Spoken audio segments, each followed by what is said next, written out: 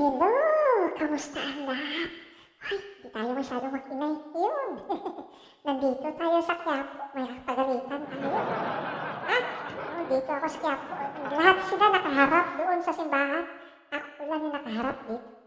Iwan ko ba? Hello, hello mga titas! Kamusta kayo dyan, ha? Huwag niyo hanapin si Trunks, pangit. Huwag niyo lang hanapin si Trunks, ha? Alam mo, si Trunks at si Bagtit, yan yung magkadikit. Parehos matanda na, pangit, ha? Pag nakita ko yung dalawa niya, pagbubuhol-buhulin ko kaya. Huwag niyo lang hanapin si Trunks, ha? Oo. Mananagot kayo sa akin pag hinanap. Yung suportahan niyo, si Baby Shark at si Bagong Pilipinas. Ha? Huwag kayong masyadong maingay, ha? Nandito ako sa simbahan. Basta, huwag nyo lang hanapin si Trunks. Si Trunks at si Bagtit, history na yung dalawang yun. May mga edad na yun. Tingnan nyo mabuti pag nag-LS yung dalawang yun. Kita nyo sa noo dito, may mga wrinkles na. Matatanda na yun. Ha? Huwag nyo na hanapin, ha? Si Bagtit tsaka si Trunks, they are history. Walang puwang ang YouTube sa mga matatanda at gurang na tulad ni Bagtit at ni Trunks. Ha? Ang YouTube para yan sa mga gwapo at bata tulad ni Baby Shark at ni Bagong Pilipinas, ha? Huwag kayong maghanap ng wala, ha? O, shout out na tayo. O, Tita Sinaida Malunso, hello! Oy, Tita Sinaida, hello! Simbahan. O, Tita Dashloy, Tita Wena, hello! O, Tita Hailey, Edina, hello! Naara ka na. Ano man, naaari ko din. Tita Norma, ay, dito si Tita Norma, disgrasya tayo ito. Bukas line tayo. Tita Joy Arenio, hello! O, nandiyan na rin si Tita Love Sapphire. Hello! Tita Teresita Urbano, hello! Nandiyan na rin ang aking favorite, si Tita Shine. Oy, Tita Shine, nanonood ako kahapon, ha? Tinanong kung sino ang mas matalino, si Baby Shark o si Trunks. Aba, supporter ka pala ni Trunks, ha? Si Trunks ang pinili mo, Tita Shine, ha? Akala mo hindi ko mababasa yun? Ha? Tita Shine? Mag-ingat ka sa pananagsagot-sagot mo dyan, Tita Shine. Ha? Lagi ako nakabantay dito sa mga LS. Alam ko ang mga nangyayari. Ha? Sabi mo si Trunks yung mas matalino kaysa kay Baby Shark? Naku! Hindi lang kita mahal, Tita Shine. Naku. Tita Teresita Urbano, hello! Tita, favorite mo ngayon si Baby Shark kasi ako ang nandito, ha? Kahapon sa LS ni Trunks, si Trunks yung pinili mo. Oo, akala mo wala na ako kasi patapos na. Naku, na-screenshot ko yun. Oh, brother, ako'y Cagayan mo. Hello! Oh, Happy Ninoy's Death Day po sa lahat. Alalahanin ang mga kaedor sa bayan. Ayan. Hey, kung alalahanin mo yun, hindi mas lalo natin ma-remember ang mga yun. Ang dapat dyan, kalimutan na lang. Diba? Huwag na niyang isipin yan, eh. Kung gusto silang i-remember o bigyan ng papugay ni PBBM, eh, hayaan natin. Diba? Ganda ng Quiapo. Saan ba rito yung may... Dito yata banda yung may sikat na palabok at yung sutangon, eh. Kakain na tayo rito mamaya. Tita Josephine, listening mood. Oh, nako, listening mood na mas, Tita Josephine. Lagi ka. Pag si Trunks, no? Hindi kayo nakikinig kay Trunks. Pag nanonood talaga kayo mabuti kay Trunks. Pag si Baby Shark, napapansin ko, pag si Trunks tsaka si Bagtit, talagang focus kayo. Pag si Baby Shark at si Bagong Pilipinas yung nagla-live, Parang wala lang, BG lang, listening lang. Aba, papansin ko na yan, ha? Papansin ko na yan sa inyo. Diyos ko. Isupan ko nga kay Kwanto, kay Bagong Pilipinas. Aba, namumuro pa kayo, ha? Oh, sige, pasok lang mga suki. Pasok, pasok. Dito tayo ngayon, oh. Magtawag pa kayo dyan. Oh, si Tita Teresita, wala. Buti si Tita Tere, wala masyadong Kwanto ngayon. Hindi nagpapayaman ko ngayon. Oh, nakapanood sa LS ko. Senior ko lang favorite si Sir. Naku, hindi naman kumanta si Trans kahapon, Tita Shana. Ha? Alam ko, huli kita. Hindi kumanta si Trans kahapon. Ha? Akala mo, ha? Naku. Pero loyal ako. Naku, Tita Shana. Patunayan mo yung loyalty mo sa akin. Baka dumating ang araw, sabay-sabay kami rito ni Baby Shark tsaka ni Trans. Ay, naku, magkamali ka lang ng pili, Tita Shay, naku! Naku. Alam mo naman, si Baby Shark ngayon, pataas yung karir ko. Di tulad nung dalawang matanda, si Trunks at si Bagtit, yung mga karir nun, wala na, pabulusok. May karir na ba talaga ang dalawang yun? Ha? Matanong ko kayo dyan sa baba, mga tita, yung dalawang matanda, si Trunks at si Bagtit, may karir na ba talaga? Parang wala namang karir ng dalawang yun. Kung sa ulam, parang wala yung dalawa dito, sahog. Dinagdag lang para papadami. Oo. Ay, naku. Kami panibagong Pilipinas, kami ngayon yung trend ng panahon ngayon, mga bata. Matikas, guwapo, fresh. O, diba? Sino ba mas guwapo? Si Boss Trunks? Ako'y kagayanot, tinatanong pa ba yan? Ha? Tingnan nyo na lang. Hindi na kailangan itanong yung mga ganyan tanong. Parang tinatanong mo, sino ang mas matanda? Si Trunks o si Bagtit? Ang sagot dyan, parehas.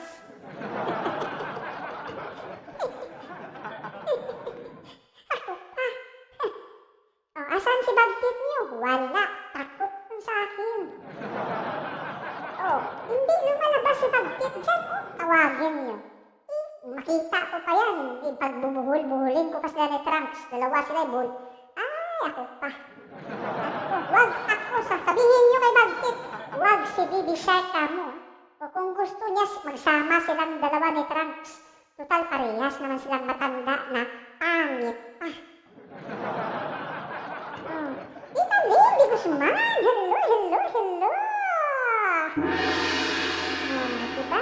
15 na. Mag-umpisa na tayo. Si Bibi Trunks, Tita Teresita, tinawag mo akong cute para akong puta nun. Diba? Yung puta, cute. Yung puting, cute. Si Baby Shark, cute din. Tama. Walang puwang dito si Trunks. Gwapo, no? Kailan naging gwapo? Diyos ko. Gwapo daw si Trunks. Batukan ko pa yung pag nakita ko. Gwapo. Baby Shark ang gwapo. Baby Shark ang cute. Yun ang dapat yung isagot. Tamang sagot, sino ang gwapo? Baby Shark. Sino ang cute? Baby Shark. Pag tinanong naman kayo, sino ang matanda? Si Bagtit at si Trunks. Ha? Yun ang tamang sagot. Ha? Naturuan ko na si Mario Maurer. Ay naku, Tita Josephine. Tita Josephine, sa akin pa yan dati humihingi ng mga advice at tips si Mario Maurer. Sabi niya, Baby Shark, medyo kabado ako rito sa Thailand. Nag-uumpisa pa lang ako. Sabi ko, lakasan mo lang, laon mo, Mario. Ako pa. Tingnan niyo, hindi nakalabas si Bagtit niyo. Wala yun, nirarayuma na yun. Takot yun sa akin. Diyos ko. Wala yun. Shout out muna dyan sa aking Big Kiss Dangal Pinoy team. Shout out, BDP. And then sa aking MSMA. Sino, si Boss ay, dyan, hindi ako masyado pan dyan. Ay, nakafocus lang ako kay Bagong Pilipinas, kay Bagkit at kay Trunks. Oo, si Boss Senior, tanungin nyo na lang silang dalawa. MSMA, Bagkit daw, Bagkit channel, sige na nga lang, pagbigyan natin. Banat Boy, Mandirigma. Si Fast Coach Jet. Si Tiger 99, shout out to the best. And of course, to yours truly, hindi na si Trunks, Baby Shark. Sino pa? Shout out dyan sa ating team naman sa kabunsuan, ha? Team ni Marites, Team Balinghoy, Team Gapang, Team Walang Ligo, Team Mixers, Team Praning, Mix Angels, Team Kabinoy, Team Poknot, Team Papa Victim, Team Jordan at Tita Nora, and of course, sa 8 Mami. Shout out! Mas cute si Baby Shark. Sabi ko sa inyo, ganyan yung gusto kong sagot. Tita Love Sapphire. Yun ang gusto kong sagot. Diba? Cute. Pero nasaan yung guwapo? Tita Love, saan yung guwapo si Shark, si Baby Shark? Parang wala kayatang sagot dyan na guwapo si Baby Shark, ha? Laruhin lang natin, ha? Tita Baby Shark, ha? Laruhin lang natin. Mabait pa ako ngayon kasi nandito ako sa simbahan. Mabait pa ako. Huwag niyo akong galitin.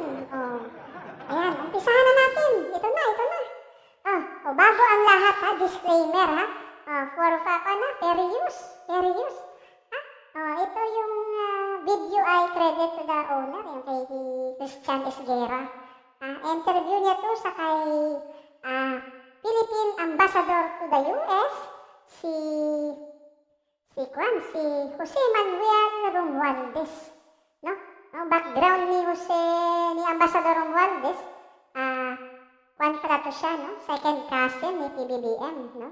So, he is dati na to siyang, envoy to the US, no? Special envoy natin noong administrasyon ni President Duterte. So, siya yung special envoy natin sa United States. Maganda rin yung He is journalist, publisher, and business executive. Mayaman din to. Maganda rin tong niya. Malaki-laki nito. Naging news anchor siya ng Newswatch dati sa KBS. Tapos, marami rin naging panipla siya kay Salvador Laurel, kay President Joseph Estrada. Naging din siya, no, kay Pinoy, no? Visit sa, siya yung media group official visit. Siya kasama siya sa mga media. No, sa mga visits, mga state visit ng presidente mula kay ERAP, tapos kay Ramos, no? Kay Aquino sa China, Japan, New Zealand, at yung kay Duterte during his official visit to Japan. Tapos na-assign siya na special envoy, tapos ginawa siyang ambassador to the US ni PBBM to the US. Ayan. Yan yung background ni Ambassador Romualdez. Basta cute si Baby Shark at mabait. Naku, Tita Norma, hindi pwedeng pareho. Ha? Hindi pwede. Isa lang talaga. He is good in foreign relation. Magaling to siya. Ngayon, medyo nagsasalita na siya rito ngayon kasi concerned na rin siya sa mga mga black propaganda ng China at ginagamit pa yung mga Pilipino. So, may mini-mention siya rito, no? Pakinggan natin, ha? Ito na. Shout out dyan sa 50 na nanonood. Mga gising pa. Team Puyater, shout out. Mga team bagong gising. Ayan, nood kayo dito. Para matuto kayo. Matuto. Tsaka magaling to kasi hindi to basta-basta si Ambassador Romualdez, ha? Hindi to basta-basta. So, marami kayong matutunan dito ngayon. So, I hope, no, focus kayo rito masyado sa pana. Disclaimer lang ha, ito ay ah, sa video ni Christian Isguera, but this is a period, so bibigyan natin ng reaction. So kung ang papanood nyo rito ay ang reaction ko ha, sa video nila. So kung gusto niyo mapanood yung the whole video, punta lang po kayo dun sa channel ni Christian Isguera, Facts First, no? Siya ay dating anchor ng ABS-CBN. He is a well-known Robredo supporter. But he is fair naman pagdating sa mga guest niya. So, ito, pakinggan natin.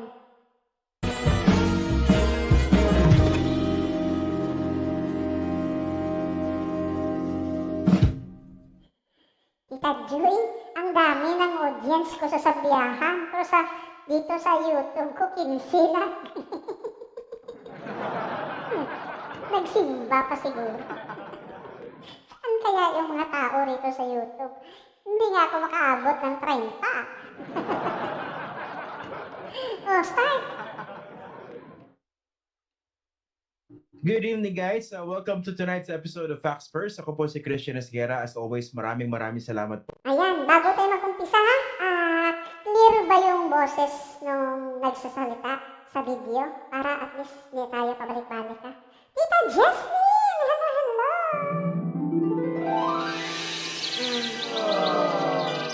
Late ka, Tita Jesslyn, late ka. Press 1 o clear. Okay, thank you, Tita Shine. Umpisahan natin For your continued support dito po sa ating Facts First podcast.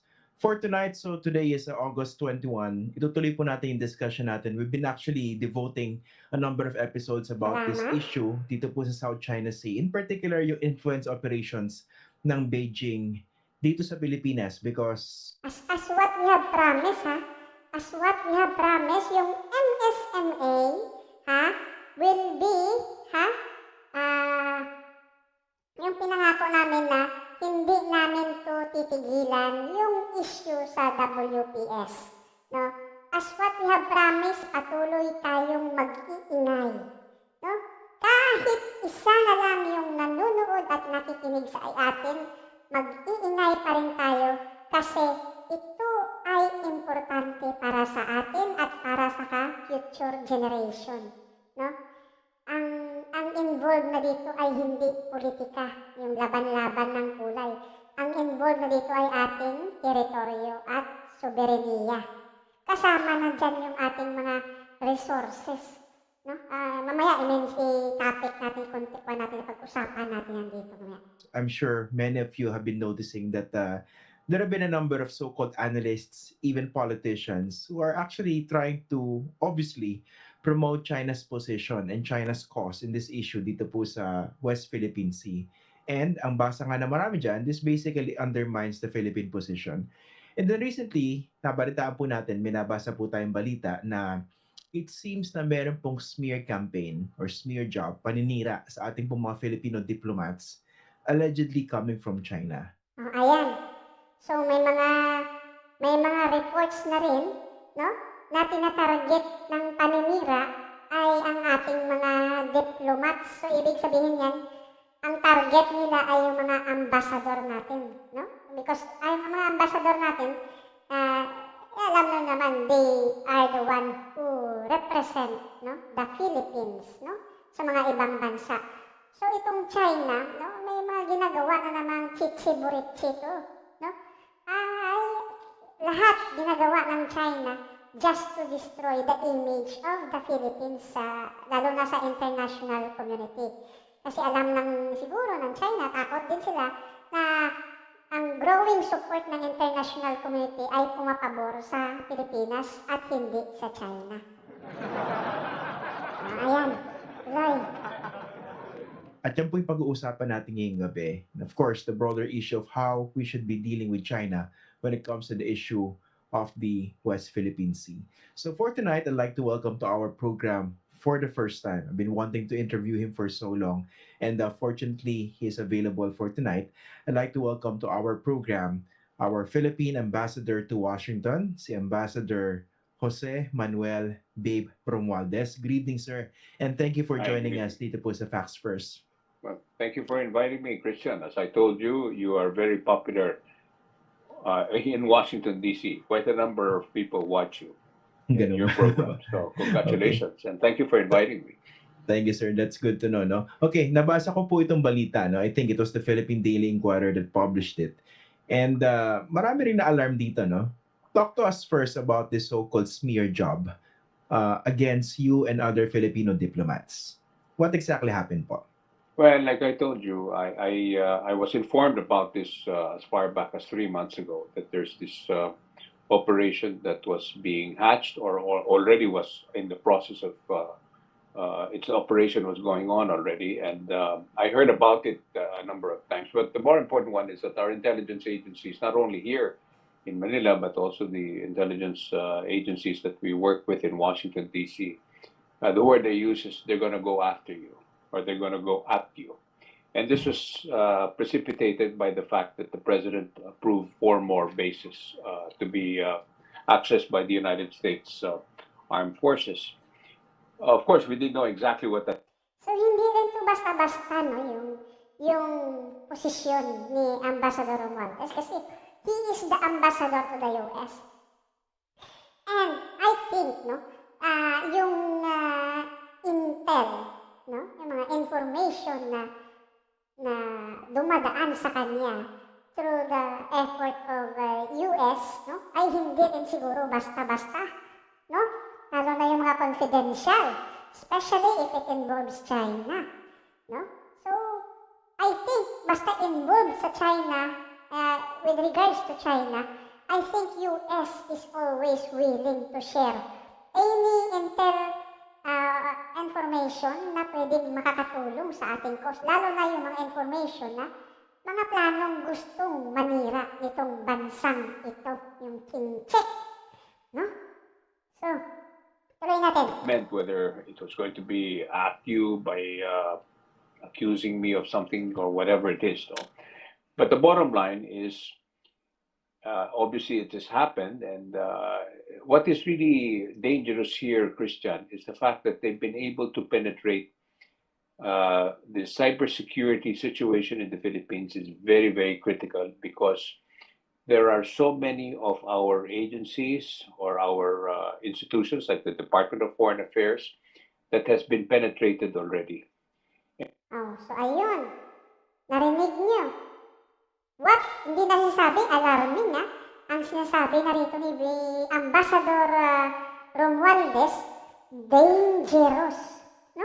Hindi na rito sinasabi ni Ambassador na alarming o yung ano yan, yung katakutan. But it is, ang sabi niya rito, yung words niya mismo sinasabi ay dangerous. Kasi na-penetrate na ng China yung ating cyber security. At siguro, they were able to do that through the help, no, ng mga ibang Pilipino na mga makapili. Alam niyo naman siguro kung sino ang mga yan, ha? I'm not blaming the past general administration, but I still have some reservation with them. Lalo na yung issue na, di ba? Kung ninyong matandaan, yung one of the issue na maraming kumontra ay ang pagpayag sa isang Chinese company na magtayo ng mga cell site or communication tower sa loob ng ating mga kampo, kampo ng militar. At ito'y pinayagan ng nakaraang administrasyon. So yung pangamba natin nung few years ago dito sa pagpayag ni Duterte ay parang ito na nga, nangyayari na. So ito ang sabi ni Ambassador, no? And Ambassador Romualdez, because he is Ambassador to US, I think he has some access sa mga information na nakakuha ng US. Ay alam naman natin, pagdating sa mga pangangalap ng mga information, intel, Kasi sa kanilang network, no?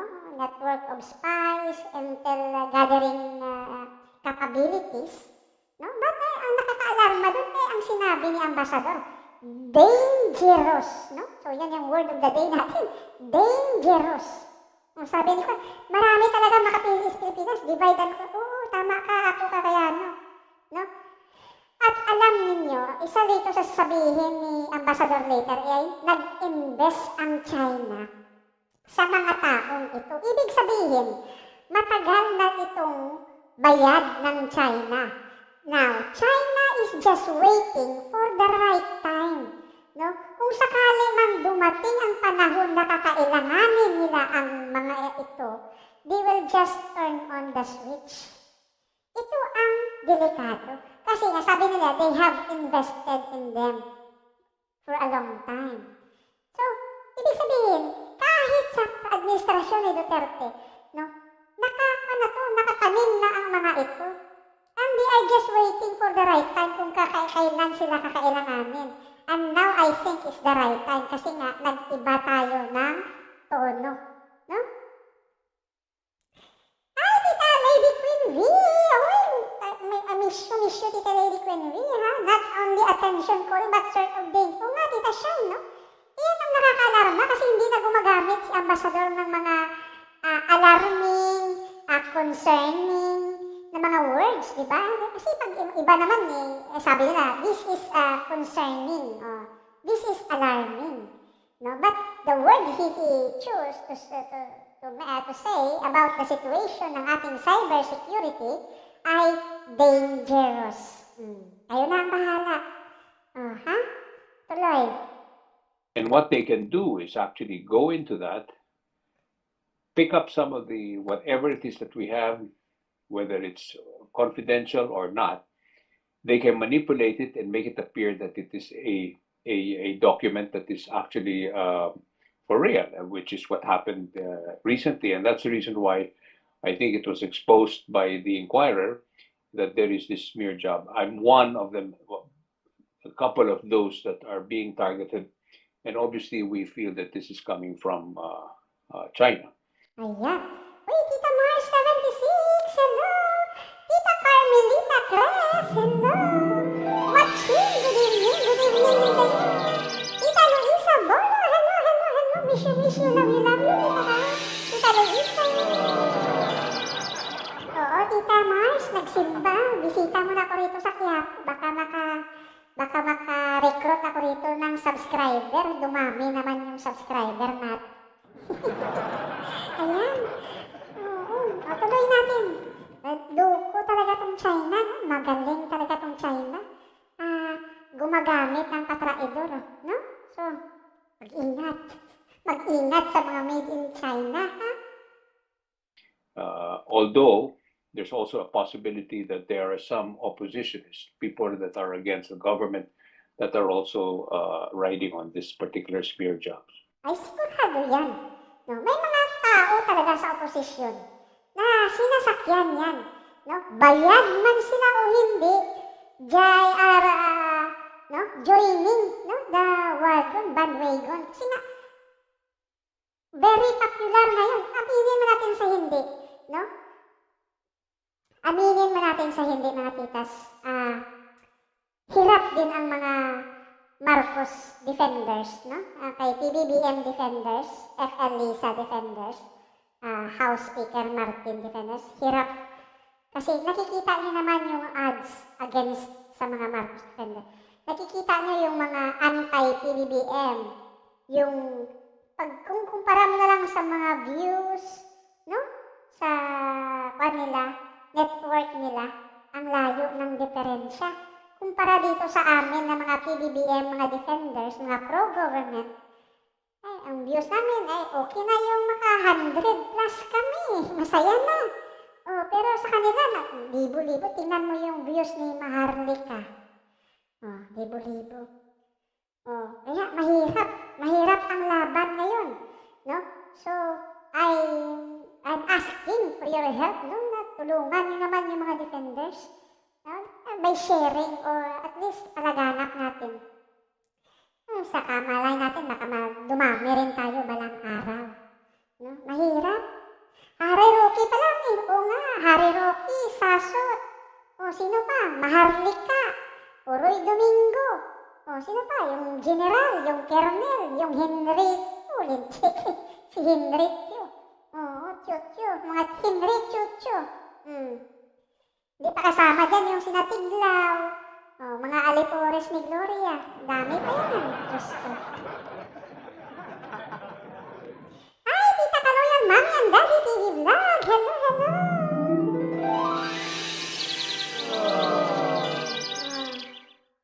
Tuloy. So Okay. but what is really very serious, and that is something that we should all be concerned about, is the fact that cybersecurity is really going to be the major issue and problem that we will be facing in the next couple of years ahead. Tama yan. So, dapat talaga, PBBM, no? Dapat i-kwan din natin yan, i-overhaul din natin yung cybersecurity. Ang ating cybersecurity ng gobyerno, lalo na ng mga agency natin, are they still impenetratable? No?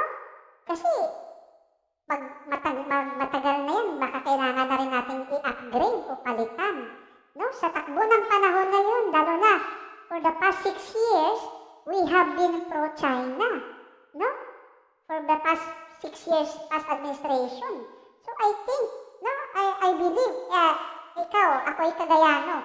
Sa tingin mo ba, I think, is it time na kailangan natin check yung cybersecurity natin ng Pilipinas? Kailangan upgrade to, palakasin, o kung kailangan palitan, dapat palitan, di ba? I am okay, Tita Mami and Daddy TV Vlog. Ay, ito, pabait ng pabait. Papugi ng papugi. Oo, i-overall na dapat. O tama, dapat i-check, no? Kung ano yung mga, kasi mahirap na ang laban na yun. And we have to really be on top of this. The government has to be on top of this, and private individuals should be on top of this. Tama. Because that's going to be where we are going to be very vulnerable. Tsaka sigurado, dyan tayo matatalo kung sakaling mag-away-away ang ating cybersecurity. They will have access to our information sa state security, state information. Pero tayo, wala tayong access sa kanila. Lugi tayo. Okay. Let's talk specifically about this smear job against you, no? So you received an email, tama ba? Tama, Tita Mars. Yan mo sinabi ko kanina. No? Kaya, hindi ko naman sa kinukwan, no? Ibiniblame or pinigpan. But I have that thinking na might be connected doon sa mga pagpayag ni President Duterte sa mga company, Chinese company noon, na magtayo ng communication towers o cell site sa loob ng ating mga military camps, lalo na doon sa Camp Aguinaldo. So, yun ang nakakatakot doon. And some others. What was contained in the email po? No, I didn't receive the email. It was an email that was sent out to many of the media people. I think one was sent to ABS-CBN about my involvement in, it was, as you know, I came from the private sector, and I was the chairman of Weber Shandwick at that time, Weber Shandwick Philippines, which is a public affairs company affiliated with the United States. They have, since I resigned as chairman, after I became the ambassador, I resigned, and Weber Shandwick has stopped operating in the Philippines. But they were using that as one where they supposedly that I influenced getting a contract, but there is no such thing. Number one, Maharlika, which is the fund which was just recently approved. Well, Tita Mars, baka isa yan sa dahilan. At of course, hindi rin natin maalis yung possibility na may mga Pilipino na chucho. Ang sabi nga ni dito, they were already embedded, no? Natanim na sila rito, matagal na, ng China. Pinondohan ng China, nandito na sila, nandoon na sila sa loob. Inaantay na lang na kung kailan sila kakailanganin ng China. cybersecurity sa MVP. Any cyber attack sabi mag-activate sa mutual defense. O pero medyo mahirap kaya ako'y kagayano. Kasi nga, babaguhin mo na naman yung mga contract dyan at sigurado marami na naman iiyak dyan. Yan pa nga lang yung MDT, umiiyak na sila. Eh kung isali mo pa yung cybersecurity, no? So, mahirap yan. Oo, maraming This ganyan. is one of those that was being passed around, that we were part of that. And of course, the most recent one is a memorandum that was supposedly said that I was being recalled because of alleged bribery and corruption charges that are being filed now. That comes par for the course if it's something coming from an opposition or whatever. But the intelligence community tells me or tells us that this is coming from a country that wants to discredit people like myself and other people who are speaking against this aggression that is taking place in our territorial waters. So basically, what is the goal when you say discredit you and other diplomats? They want to shut you up? Well, definitely. They want me out of my position. Let's put it that way. And I guess it's also not only because of my being the ambassador, but obviously I'm related to the president, and they think that my influence with him is very strong. But quite honestly, it's the Department of Foreign Affairs as a whole is the one that recommends to the president on what steps to take on our foreign policy with regard to situations like what we're facing right now in the West Philippine Sea. Okay. But of course, kasi alam naman natin that the chief architect of Philippine foreign policy is the president himself, Of and course. under President Marcos, admittedly, I think you would agree with me, we saw a very significant Tatay Ami, hello! Gasunod, oo. Malano nga observant na si Bibi Shark, Tatay Ami. Kung ano ang hinambal, ay dakutib-kutib sa. Dami ng dakdak si Herman. Yung sa'yo, ambasador ba? Eh, inggit siguro yung inchik na yun. Dapat yung inchik na yun, ibala rin yan sa lalambat o sa pakain sa pating. Ay, pating. Ayun, shout out kay Tatay Amik, ha? Uy, ingat yan sa pag-drive. Ay, pala naka-duty pala to sa Tatay Amik sa NHS. Nga, matuloy natin. shift in terms of dealing with China and dealing with the United States. So ang tanong ko po Yes. rito, isn't it quite obvious that if they're trying to discredit you, partly or in huge part because of your closeness to the president, hindi ba ultimately ang target dito in terms of discrediting anyone would be the president? Absolutely. Tama naman, it will be connected. Everything will be connected to the president. Pag na-discredit o nasira nila to si Ambassador Romualdez, no? Eh, lalo na, kamag-anak pa siya ni PBBM, no? Eh, it will add more boost sa mga pinaglalaban nilang paninira nitong mga Chinese funded influencer. Sasabihin na naman nila, ay, yan nga, kamag-anak na ni PBBM, no? Maraming kabulustugang ginagawa, ayaw pang tanggalin. O, kaya nga nag-spread sila ng fake news, yung smear campaign sa mga ambassadors, sa mga diplomats natin ngayon. To still part to discredit the drive of the government. Lalo na ngayon, may additional 4 EDCA bases naman daw silang pinayagan gamitin ng US. But let me tell you something that I think that is very important that people should know this. Yeah. Shortly before the elections, I was having a meeting at the White House, and they were, of course, already monitoring the elections, and they saw that Ferdinand Marcos Jr. was way ahead. Yeah. And so they asked me about him because they didn't know very much about him, except, of course, he was in public office. He was a senator, governor, and all that. So, in fact, the word they use is I don't think that he likes us very much. And of course, this is in reference to what happened in the past when President Marcos Sr. was in exile in Hawaii. And but just to show you that the president doesn't take things personally, and he made it clear to me and to many others that for him, what's important is that he was going to make decisions based on what was best for the national interest of the country. It will Tama. not be based on what his personal feelings are. And it's clearly showing right now. Di ba? Tama yung observation ni Ambassador Romualdez kay PBBM. Di ba? Well, hindi rin natin maalis sa mga talagang pure Marcos loyalist na ma-disappoint ng konti sa ginawa ni PBBM doon sa speech niya kay Ninoy, no, na anniversary. But sabi nga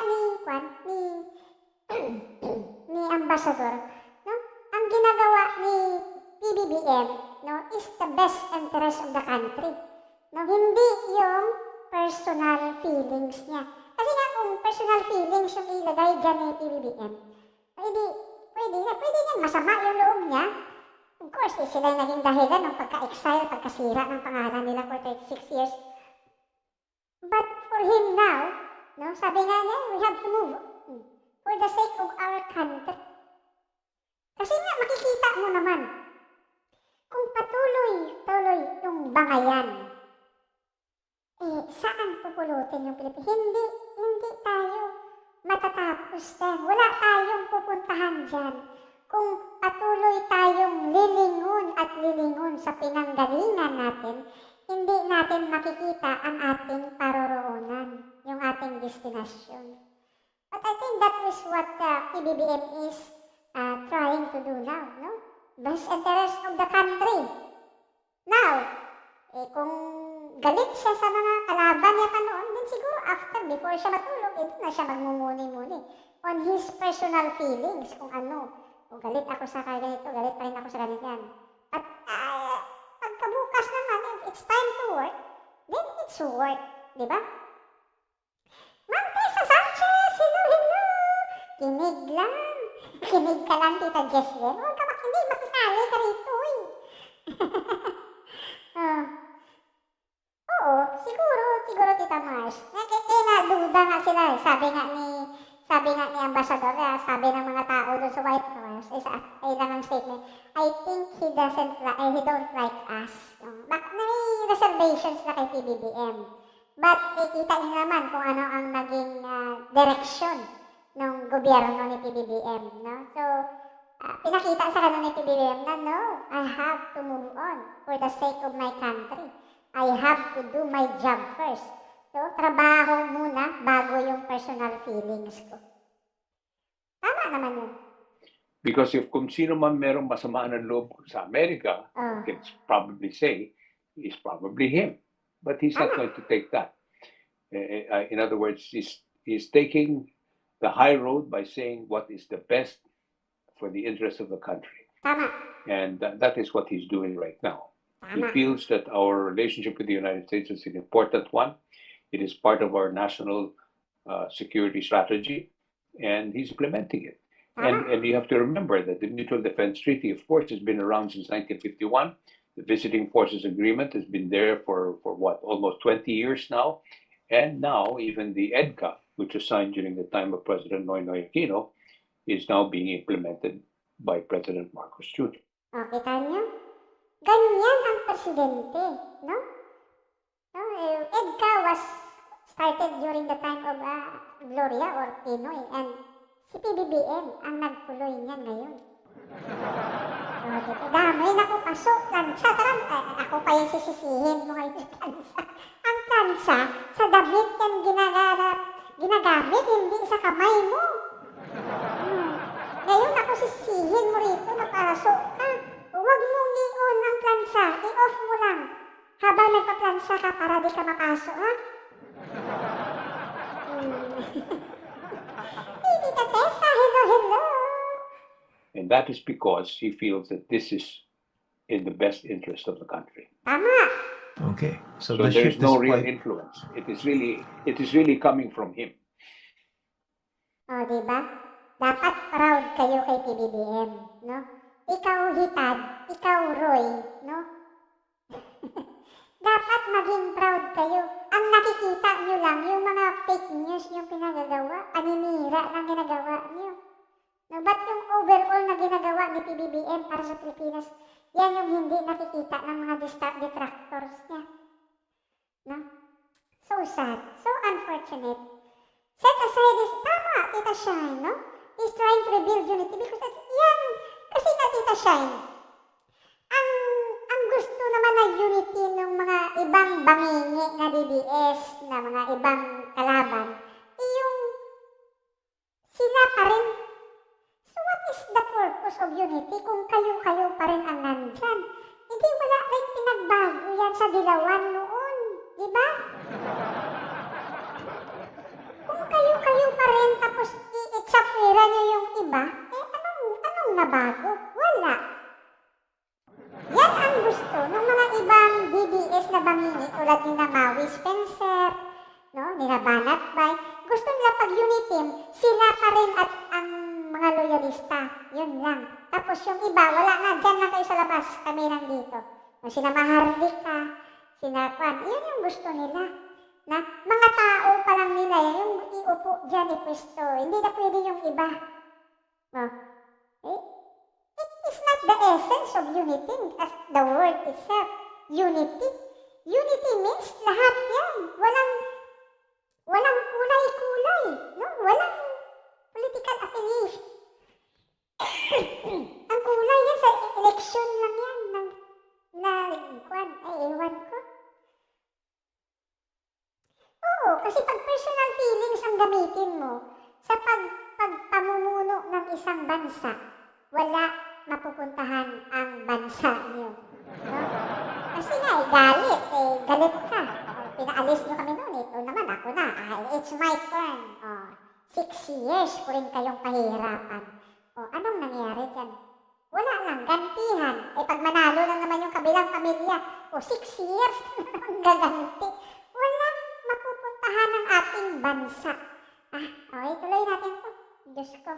Okay, obviously, no? So the shift is quite clear. Ito nga pa, let me ask you, Ambassador, no? Because you were also the ambassador of the Philippines to Washington under the previous administration. Now, with the shift that you're talking about, mas napadali po ba yung trabaho nyo as an envoy to Washington? Well, because you know what happened in the pretty much past 6 years. Yes, of course.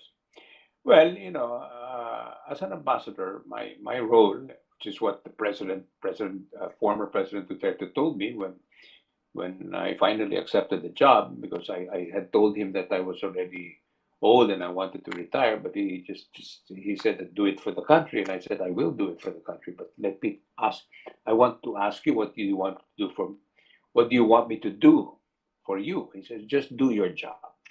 Ay, yun ang problema doon. Yun ang nakikita ko doon, ha. Hindi naman sa pag-ano, but I think ang problema kasi, no, pag ang public servant, like them, mga politiko, they are public servant. If they, no, pag tinrato nila yung kanilang, yes, of course, we will still say it's a job, no? But, kung job lang ang tingin mo sa mga pwesto na yan, no, wala tayong makukuha dyan. But if they are doing it for public service, then doon pwede tayo mag-usap. Diba? But pag tinitingnan mo na trabaho lang ito, yan lang, papasok alas 8, uuwi ka alas 5. Yun lang yun. Alas 12, tanghalian, between those times, tea break, yun lang yung purpose mo dyan. No? Kung ano lang yung kaya mong gawin, yun lang. It is only trabaho. But if you do it as a public service, then yun. Kasi nga, ang mo na dyan, yung focus mo na is how to, no? To do it na para sa iyong bansa. No? But I think, no, hindi ko naman sa pagkukuhan, but I think kulang yung utos ni Duterte. Pag sinabi kasi, just do your job, yun lang yun. No? So, Tatay Digong, sasabihan mo nun, do everything na makakuha kayong na magandang favor mula sa US para magamit natin sa Pilipinas. Dapat yun. So, ang ginawa ni Tatay Diggs, parang Diyan ka, gawin mo lang yung kailangan mong gawin, yun lang. Di ba? Ay, nako. Tama ka, Ma'am Tessa, no?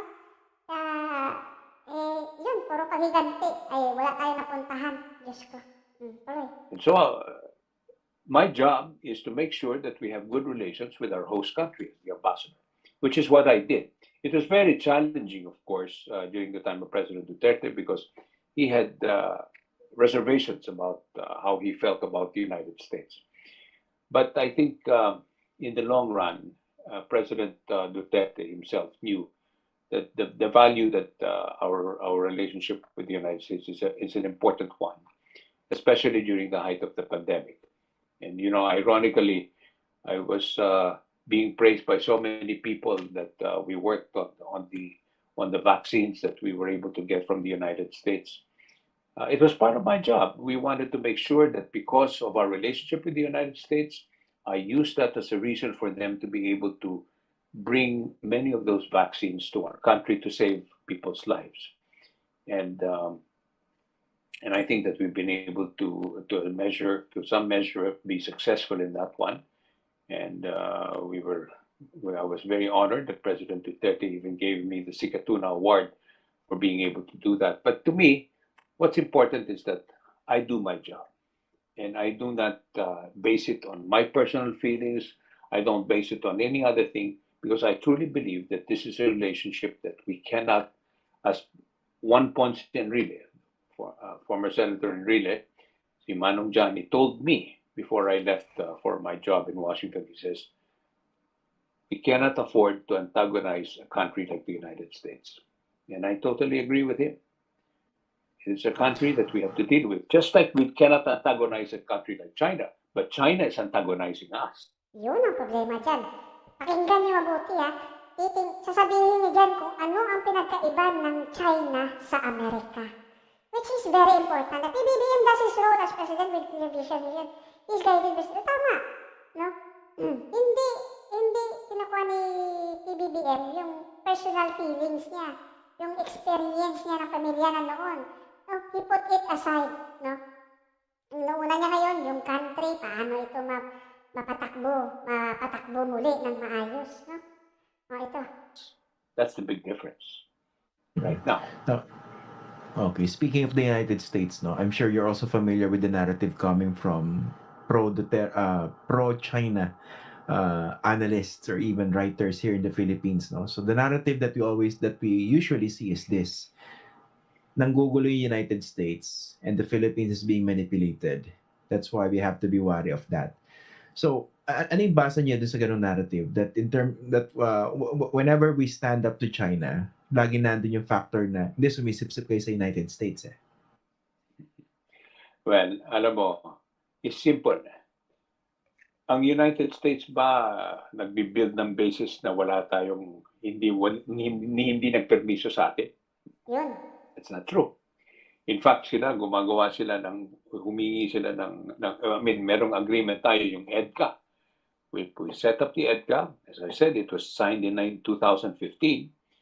And we are implementing that as part of our national security strategy. Ang China, anong ginagawa? They're building in our shore, yung Scarborough Shoal. Umalis tayo doon. Ngayon, it's a military base now. So, sinong may mali dyan? I mean, it's basically what you see is what you get. Tama. Diba? Ay, pro-America ako. Hindi. Tama naman, no? Ang bawat galaw dito ng Amerika, may kaakibat na agreement. May pinipirmahan na agreement yung Pilipinas at ang Amerika. While sa China, tayo lang sila ng tayo, tapos sasabihin nila, amin to. Di ba hindi nyo napupuna yan? China, hindi yan makikipag-usap. They will just keep building behind our back. No? Yes, tama. Kung sabihin nila, nakikisaw-saw ang Amerika, but at least, America is seeking our permission to get dyan tulad dyan sa EDCA. No? We have the agreement. No? Hindi kami yan sila basta, oy, tatayo kami ng base dyan, gagamitin namin yan. Okay na? Yan. Diba? Ito pa. And we have been reaching out to them for so many years. Ang hinihingi lang natin, allow our fishermen to be able to fish in their own grounds, which they've been doing for centuries. Eh ngayon, takot yung mga fishermen natin. Hindi sila makalapit doon. Lagi silang ginugulo. Tinatakot sila. So, for those people who are saying these things, I don't know what their motivation is, but clearly it is misplaced, to say the least. It's not a question of really siding with one country or the other. The United States is a country, it has its own interests, of course. We have our own interests, but right now it's aligned. We want to push back China. Just respect our territorial waters, wala tayong problema. Yes. Yun lang naman, di ba? Respetuhin niyo yung teritoryo namin, no? Huwag niyong harasin ang mga mangingisda namin. Walang problema. Walang gulo. Yun ang gusto ng mga Pilipinas, di ba? Tama si Ambassador. Tama. But we have other countries that are joining us now. Vietnam is one that is also claiming, is a claimant in the territorial dispute. But they're joining forces with us. Indonesia is one of them also. And of course, the other countries that are supporting us are the big countries like Australia, Japan, and South Korea, and of course the United States, and other European countries as well. Tama. So, sinong mali at sinong tama? Yun ang malaking tanong dyan. Sino ang mali? Sino ang tama? Pero sasabihin na naman ng mga pro-China dyan, na nasasot, na Puki, na Amerika ang mali. Kasi hindi naman sila dito kasama sa bakit nandito sila nakikigulo. Ayan ang naman yung mga kanila. No? Diyos ko. Ito, dyan tayo na rin. That's the big thing. Okay. I don't think there's How any about- argument there. Okay. How about the idea na, of course, you mentioned the 4 additional EDCA bases that were approved by President Marcos. Ang narrative din ng ibang bumabasa dyan is that these bases, now this return to our closeness to the United States under the Marcos Jr. administration is actually courting trouble for the Philippines vis-a-vis China. And then, of course, they put in the equation Tita Ice! Hello! Hello, Tita Ice! What's up?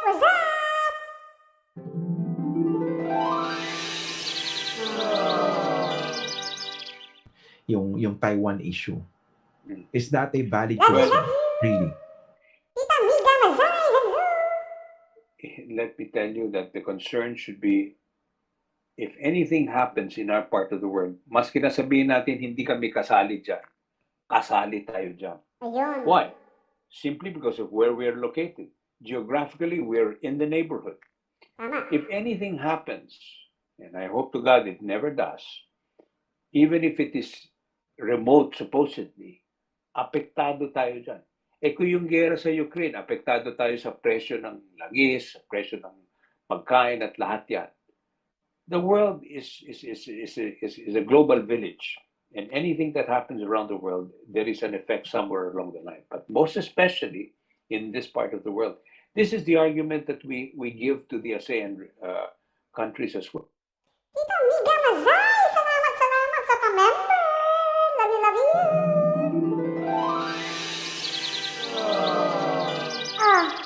Sabi ni Ambassador Romualdez, whether may EDCA or wala, mag-gira man kahit saan banda, we are still will be affected. Apektado tayo. Damay tayo.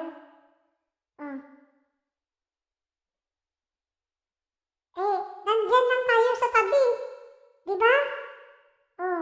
Paano tayo hindi madadamay? May EDCA man tayo wala, we will still be affected. Well, we have 10 countries that are members of this. Not all are claimants. Not all are having the same problem with China. But if anything happens, We are all included. And the worst part here, Christian, is this. This is where the real danger is. Yan. Any conflict that arises between these two great powers that have nuclear power is the end of the world. There is nothing to speak of anymore. This is how serious this whole problem is. Some people think that, wala, gulo lang yan and everything like that. Hindi. This is much more bigger than anyone can think of. I know where I'm sitting from right now. We're in Washington, D.C. This is very serious what we're facing right now. And if we do not push back, we might wake up one day, wala na tayong bayan. Rinig niyo? If we will not push back China, he's referring to China, magigising na lang tayo, wala na tayong bayan. Matutupad na yung hiling ni President Duterte noon. Province of China na tayo. Oh. Narinig yung sabi ni Kwan, ni Ambassador. It's danger daw. Ambassador yan. No, may access yan sa mga intel. Hindi naman natin pwedeng siguro, sabi yung baliwalain na yung mga sinasabi niya. And besides, no, siya yung nagre-report sa DFA Secretary, which in return, no, ay nagre-report sa ating presidente. So yung mga reports niya na binipasa, ay, nako, andyan pala yung gwapo mo si Bagti. Hello, Idol Bagti, ang gwapo-gwapo mo naman. Magsasaya na ang mga tangang digomers.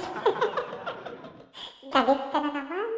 O, yun ang gusto ng digong na gawing province of China. Oo, yan sabi ni Kwan, ulitin ko lang konti, Ulitin ko lang, Very clear yung sabi ni Ambassador Romualdez dyan, Hindi ko yan in-edit. Baka sabihin nun, edited yan, edited. Yan. Nuclear power. It's the end of the world. There is nothing to speak of anymore. Tama. This is how serious this whole problem is. Some people think that, wala, gulo lang yan and everything like that. Hindi. This is much more bigger than anyone can think of. I know where I'm sitting from right now. We're in Washington, D.C. This is very serious what we're facing right now. And if we do not push back, we might wake up one day, wala na tayong bayan. Okay. Wait, That's just to how serious clarify, this no? thing is. Kung sabihin ni Rocky, pasalamatan pa natin yung China balang araw. Pag umalis yung China, atin na yung isla. Ang bubo talaga yung butiti na yun. Di ka loyal siya. Maraming salamat sa iyong super sticker. Bubo. Sabihin ba naman, kung umalis yung China sa isla na yan, atin na yun, pinag-ayaw nang ibigay ng China. Paano aalis? Ano tingin mo sa China? Tanga? Gagawa na ganito, tapos iiwan ko sa inyo na yan. Ay, naku. Tuloy. Yung binabanggit yung armed conflict na wag naman sana mangyari na. Are you referring to the South China Sea dispute or doon sa Taiwan issue? It can happen anywhere, but marami nagsasabi, some analysts are saying, the real flashpoint is in the South China Sea. Why? Because that's a very important area where the freedom of navigation is important because trillions of dollars pass through that. Yes. So not one country should have any control of that area. Yes. And what is being analyzed is that China wants to control that area because of what they're claiming, the 9-dash line and everything like that. Tama. So that is a flashpoint right there. Taiwan.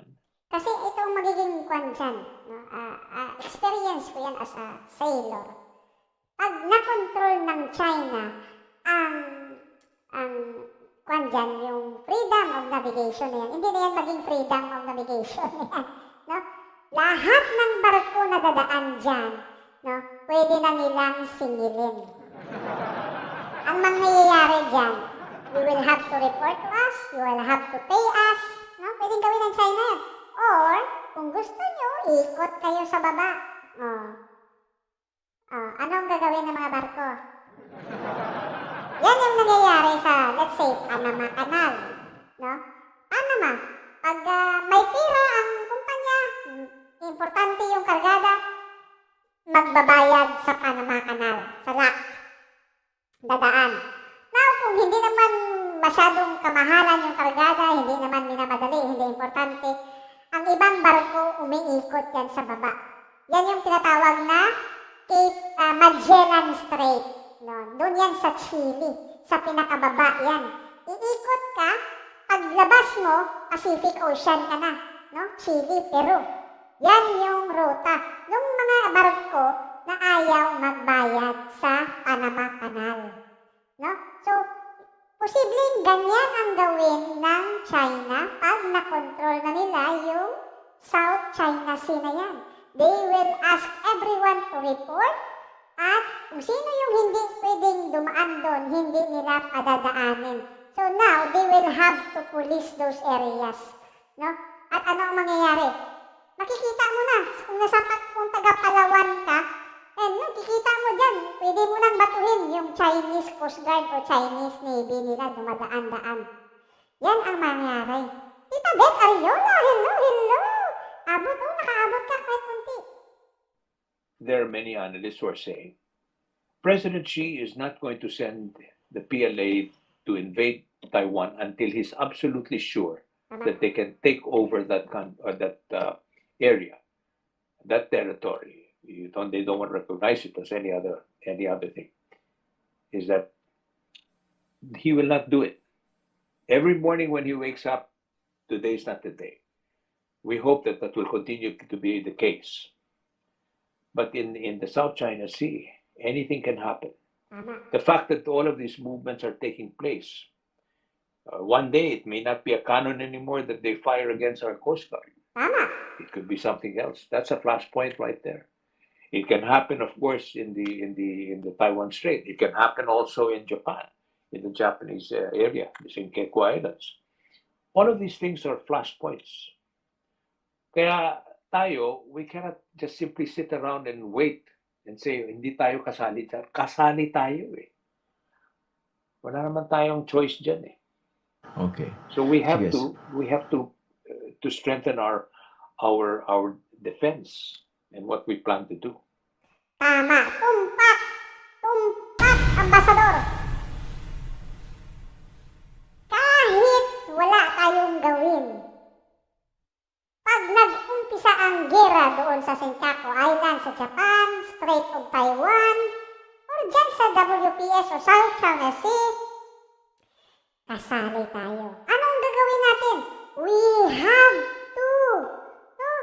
Ito na ang tamang panahon. Hindi na tayo pwede mag-antay na kung sino na namang presidente ang magkaka-interes na patatibayin, no? O i-upgrade ang ating defense, no? Ang ating armada, no? Palakasin ang ating Air Force, palakasin ang ating Navy. This is that time, no? The time of PBBM, na kung saan, no? Focus si PBBM sa pagpapalakas ng ating defense system. Nandyan pa ang Amerika na handang tumulong sa atin, ang ibang bansa, no, na sumusuporta sa atin. Kahit na yung mga claimant na ibang bansa, they are supporting us. Vietnam, Indonesia, Malaysia. Bakit ayaw nilang sumuporta sa China? Because they know what is China's going to do pag na-control ng China yung buong WPS. Alam yan. May mga utak din yan, ibang bansa na yan, no? Hindi lang man tayong nag-iisip dito. Now is the time. Aantayin natin kung sino na naman yung susunod na manalo. Kung hindi niya yung priority. Ang priority niya is gawing subdivision yung buong Pilipinas. Ginangan na naman tayo. No? We have the plans now. May mga tumutulong. We have to grab the opportunity. Hindi bukas, hindi na after next administration, now na. Tita Mayor of Phil, hello!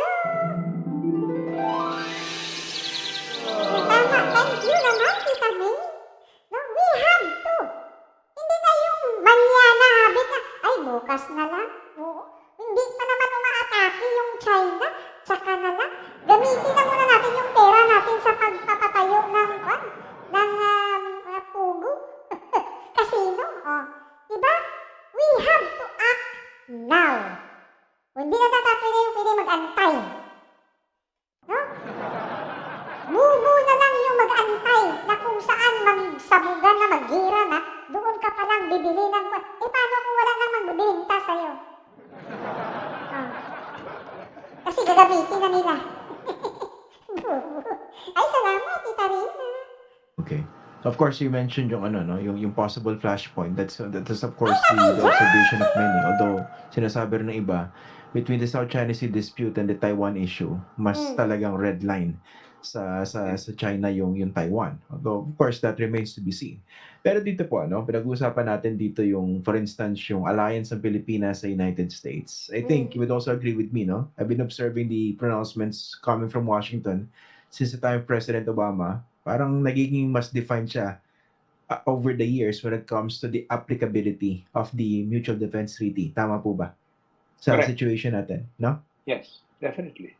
Andyan yung ina-undermine na yun ng mga anti-government, yung mga sasot na yan, yung mga hierarchy na yan. Kasi nakikita nila yung approach ng US with regards to yung Mutual Defense Treaty natin. Tulad na sinasabi rito ni Christian Esguerra, as time goes by mula kay President Obama up to now, nagiging define na yung pag-treat nila sa MDT na yan. No? So yan yung kinakatakot ng mga Chinese propagandist na to, ng mga bayaran na to. Oh, di ba? Napapansin nyo yan? So yan yung kinakatakot nila. Na yung dati na mga Mutual Defense Treaty Agreement ng mga Pilipinas at US na parang mahirap mangyari, natatakot sila na parang mangyayari kung sakasakali. Okay. Because now, the United States realizes that what we've been saying all this time, akala nila we were crying, what is that thing? Crying wolf? The boy cried The boy who crying wolf. Cried wolf, yeah. We were not, Boy cried wolf, o yung hindi naman totoo. Akala nila siguro ng US nung una, no, that the threat is really not that serious, no? Siguro. crying wolf. We've been saying that the Chinese are taking over some of these reefs, and sure enough, one time they even dismissed it. These are just rocks. What are you worried about? Well, those rocks are now military bases. Tama. Di ba? Sabi nga ni Harry Roque dati nung naging siya ang spokesperson, nangako through the yung foreign minister nila rito, nangako ang China na ang pinapagawa nilang isla ay para lamang sa search and rescue ng mga mangingisda nila.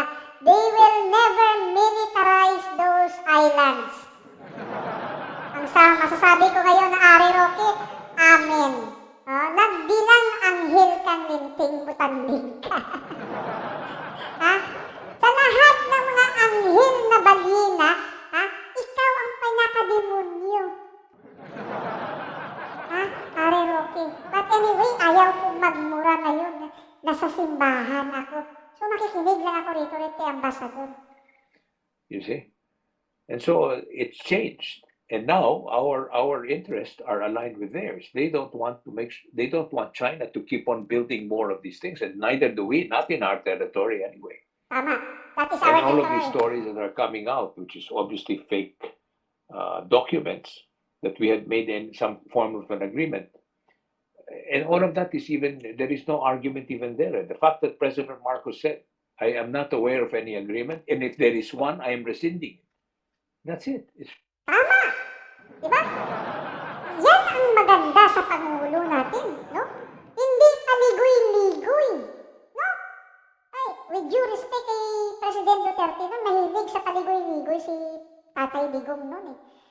Dapat firm, straight to the point, no? Yan dapat. Tulad ni PBBM, I'm not aware, no? If meron man, I'm rescinding it. Yun, tapos. Diba?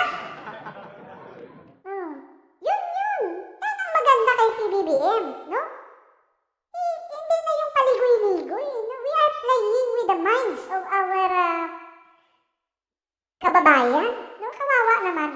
Finished. Oh, Ayungin Shoal is ours. tama. Period. Oh, yun ang dapat. Di ba? Ayungin Shoal is ours. No, hindi na sabihin na, kay tatay, di ko naman kasi pa-cute effect kinausap ko si Xi Jinping. That is ours, then we will go to war. Hindi na ako nagsalita. Ano ba yan? Hindi naman sa ilano ko si Tatay Diggs, but yan yung nangyari. That's a fact. Siya nagsabi niyan. No? Everything before is just paligoy-ligoy. It's not a straight to the fact na, ewan ko. Ito nga pa rin, speaking of Ayungin Shoal, no? So, laging problema yan coming from the Philippine side, no? Yung we want to provide resupply doon sa ating tropa, doon sa BRP Sierra Madre. And of course, China has been consistently making it hard for our troops to be resupplied. And then, nakukuha nating message from them is basically gaslighting. Pinapayagan nga namin kayo, kaso gusto nyo pa ay kumpunihin yung BRP Sierra Madre. O, tingnan nyo, parang tayo pa may utang na loob sa China. Pinapayagan na namin kayo mag-resupply, gusto nyo pa ngayon ayusin yung BRP Sierra Madre. Abay, sumusubra na kayo, Philippines. O, diba? Tayo pa ngayon ang may utang na loob sa China dahil pinapayagan tayong mag-resupply sa BRP Sierra Madre. Tingnan nyo, kung gaano tayo tratuhin ng mga inchik na yan. And yet, yung mga Pilipino ng mga iba dyan, have the nerve to defend China of his actions? Na tama lang ang ginawa ng China? Diyos ko! Tuloy. What would be a very good and effective approach here? Kasi sinasabi ng iba, talagang kulang yung ating wherewithal when it comes to dealing with China. Hindi pa natin pinag-uusapan yung gray zone operations nila, yung maritime militia. But in terms of dealing with the much bigger China Coast Guard vessels, in doing our thing within our own EEZ, some people are suggesting bakit hindi magpa-escort sa United States and other allies. What do you think of those suggestions? Well, I think not only escort, but actually the joint patrol is what's going to be probably the more effective one, because we're not going to have joint patrols not only with the United States but with other countries as well. Tama. Japan, Australia, and maybe even Vietnam, and maybe even Indonesia. Maybe we can even bring in Malaysia. All of us, if we band together, there is nothing. It's more effective. There is power in numbers. And that's Tama. exactly what it is. Kasi we are just doing what is the right thing to do, which is to make sure that the territory that now exists is going to be respected. Tama. Yun ang dapat natin ginagawa noon pa. No? We have. Kaso medyo may try din tayo. Ay, amin yan. Kami lang may kaya namin mag-patrolya dyan. Wala naman tayong bag. And of course, the legal part of that is the arbitral award that we were able to get. And that is a valid thing that many countries, now more than 100 countries, recognize. Kita nyo yan. More than 100 countries recognize ang pagkapanalo natin sa arbitral court. And yet, sad to say, hindi ganyan ang tingin ng iba nating kababayan sa arbitral ruling.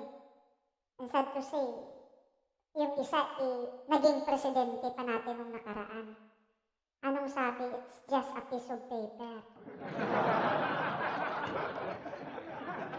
Ano nga natalaw natin mapapanalo yan? Yung mismong presidente natin na ayaw ipaglaban. Sabihin naman nila, bakit magpaghira ka sa China? No. What we are only fighting is our territory at hindi naman ibig sabihin ipaglaban mo, literal na makikipaghira ka. Pwede namang suntukan muna Total, wala naman sa kanila na doon. Matanda na si Jackie Chan tsaka si Jet Li. Kaya na natin yan suntukan siguro. Diba?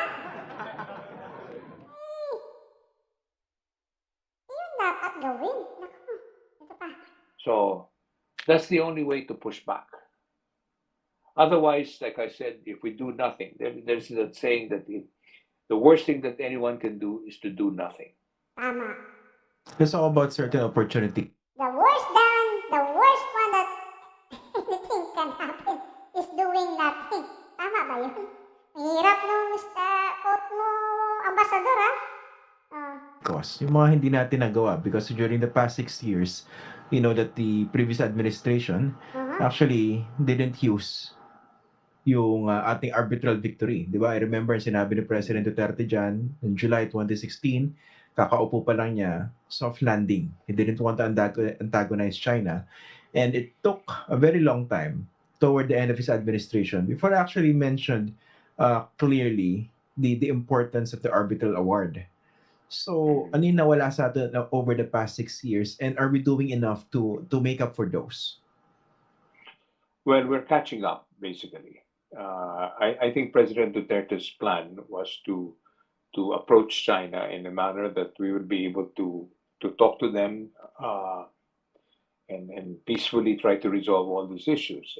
And in fairness to him, he really meant what he said. He wants to see how we can do it. And if it means that we will have to distance ourselves from their number one competitor, which is the United States, he was also trying to do that. But in the end, nothing really happened. Yun.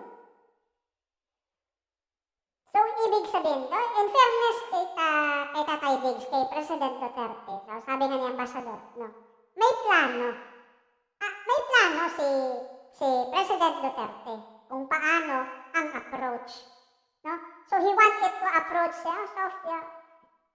diplomasya sa China. Makipag-usap, no?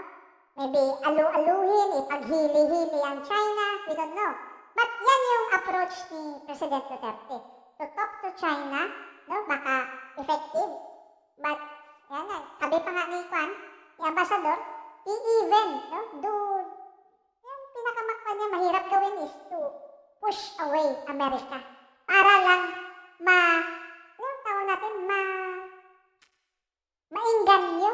Yung parang naliligaw ka. No? Para mas mapasagot na natin yung China, masungkit natin yung matamis niyang uo. Ang problema, hindi effective. Hindi umepekto. Yun ang problema doon. But at to the end, pinupush through pa rin yun ni Tatay Diggs, ni President Duterte. But it's not effective anymore. Alam naman natin kung gaano ka-stubborn yung China. Diba? Wala na nag-comment na nakatulog. Uy, gising!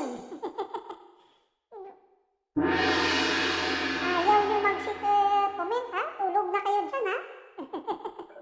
China did not see that as a way to be able to peacefully resolve the issues. It became, well, I would want to say it became worse, but it is worse today in the sense that now they are even telling us to remove whatever structure we have right now in the Ayugan Show. So it's a catch-up situation to a certain extent, but now I think it's just it's the inflection point. We have to do something about it. Tama. Otherwise, as I said, we would wake up one day, wala na tayong bayan. Tama.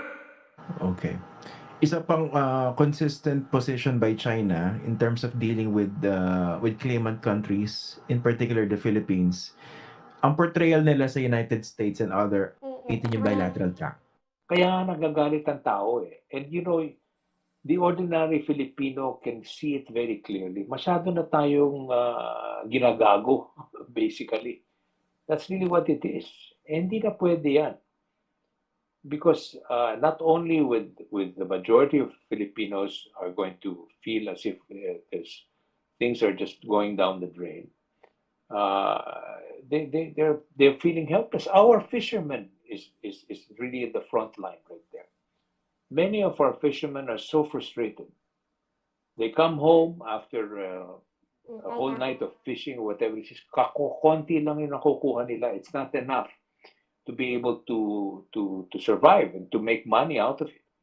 Maybe sometimes what I'm hearing is that they go home with just enough to feed their family. That's all. Resources natin yan eh. And we're only talking about fishes here, yung fishermen and everything. Hindi pa kasali dyan yung the destruction of the environment. Oh, Yun. Hindi pa kasali diyan yung oil and gas na kailangan rin natin yan. In 2 years' time, Yun. our energy requirement is going to be so high. And Narinig niyo yun? In 2 years time, ha? Tataas na yung requirement natin sa energy. Yun yung sinasabi rin sa Carpio. Malapit nang maubos yung malampaya. And that area there, yung reed bank, yan yung may malaking deposit ng liquefied natural gas na kakailanganin natin. Or else, pag hindi natin na-harvest yan, which is in our territory, it is our exclusive rights. Tataas yung mga kuryente natin ng 50%. Kasi pag naubos yung malampayang gas field, mapipilitan na naman tayong mag-import ng mga langis. Liquefied natural gas is very expensive. So, just imagine, ha? It will go up 50% at mangyayari na naman yung brown out dito, brown out doon, brown out dito, brown out doon. we need all of those resources, which is ours. Which is that's the most important thing. Atin yan eh. Hello. Bakit naman natin ipamimigay? Di ba? Or we just say, oh sige, sa inyo na muna yan. Hindi pwede eh. Magugutom tayong lahat yan. Oh. Buti So, nabanggit we niyo have yung to food stand security. ground. Buti binanggit niyo yung food security. security issue kasi sa iba baka masyadong malayo sa bituka yung pinag-uusapan natin. Pero I hope we cannot overemphasize this, no? Yung issue ng food security dahil exclusive economic zone sa mga viewers po natin, tayo po ang may exclusive rights or sovereign rights para dun sa mga resources na meron dyan, kasama yung isda. So, kung hindi natin ma-exploit or even ma-explore lang, including yung natural resources dyan, tayo po yung talo. Now, nabanggit niyo po yan, no? Okay, napaka-importante niyan. I think it's pretty clear naman, no, to any right-thinking Filipino kung sino yung nasa tama at sino yung nasa mali. Even without actually reading the arbitral award. Although I would suggest our Ayan, hanggang dito na lang ako. Pero, ang masasabi ko lang dun, tama yung sinabi ni Ambassador. Pag hindi natin makuha yung which is atin naman talaga yan, no? But ang problema, hindi natin na-explore mabuti kasi nga nandyan yung China. Imagine, ha? In few years time, saan tayo kukuha ng pagkain natin? Palayo na yung mga fisherman natin sa Pacific side. Kasi ang isda, paubos na paubos, paliit ng paliit. Overfishing na ang nangyayari sa buong mundo. Kahit saan panig, there is overfishing.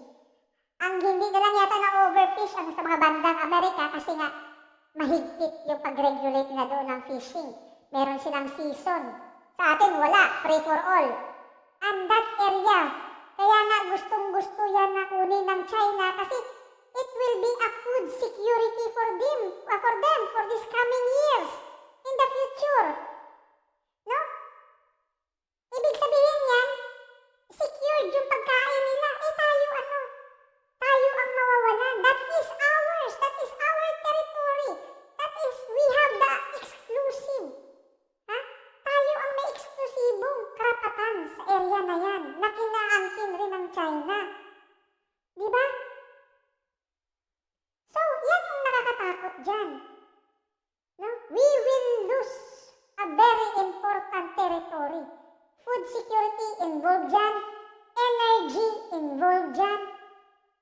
Ibibigay na lang natin sa China. We're not asking for war, but we have to stand up for what is ours. Parang bahay lang natin yan. Pag ang kapitbahay mo nagtanim doon sa over the bakod mo, di ba galit na galit tayo? O, di ba? O, yan lang yan. So anyway, sabi ni Tita Shai, was hoping that the infant with China, the issue would resolve, yun na, alpak, umalpak, lumala pa. Diba? Umalpak na, lumala pa. O ngayon, sabi nga ni Ambassador, we are catching up. So sa statement na yun na we are catching up, ibig sabihin, we lost something those past 6 years nung nakaraan administrasyon. Kasi hindi naman sasabihin yan, we're catching up kung hindi tayo nawalan nung nakaraang administrasyon, di ba? But anyway, hanggang dito na lang ako mga titas, no? Salamat sa pagsama sa aking simbang gabi. Dito sa Quiapo. Sana bukas, ewan ko kung saan naman tayo pupunta. Pero maraming salamat at ako'y maghahatid pa. Oo. At si Banat Boy yata mag-ELS na rin yun in few minutes. So lipat tayo kay Banat Boy, no? At sana may natutunan tayo sa LS na to, no? Maganda yung usapan nila rito ni Ambassador Romualdez. Very clear yung mga issue. Very clear yung gustong ipaabot ni Ambassador Romualdez. Very clear ang mga sinasabi niya rito, no? So, from a person that has a lot of experience, knowledge, at access sa mga information, ay saludo ako karito kay Ambassador Romualdez. Oo. Maaga, oo. May dami ko ng kasalanan, Tita Teresita. Anyway, maraming salamat. Yan, sila Tita May Orofil, ay, Tita Frogster na nakahabol, Tita Ice, Tita Jesslyn, Tita Rina, Tita Teresita, kay Tita Shine, sa mga lahat ng mga titas ko dyan sa Kaloyos at MSMA, kay Tita Joy. Yan, Tatay Jack, maraming salamat sa bisita, pagdaan ha. Mga titas ko rin dyan sa Kabunsuan, maraming salamat. Ha? And I hope later titingnan kung maka-LS ako sa Kabunsuan. But anyway, hanggang dito na ako bukas ulit pag makasingit. Maraming salamat. At hanggang dito na lang si Baby Shark. Tapos na yung misa. Umuwi na yung pare. Ayun na, kumakain na ng sutanghon doon sa kay Aling Maria. Puntahan ko muna doon. Makikikain.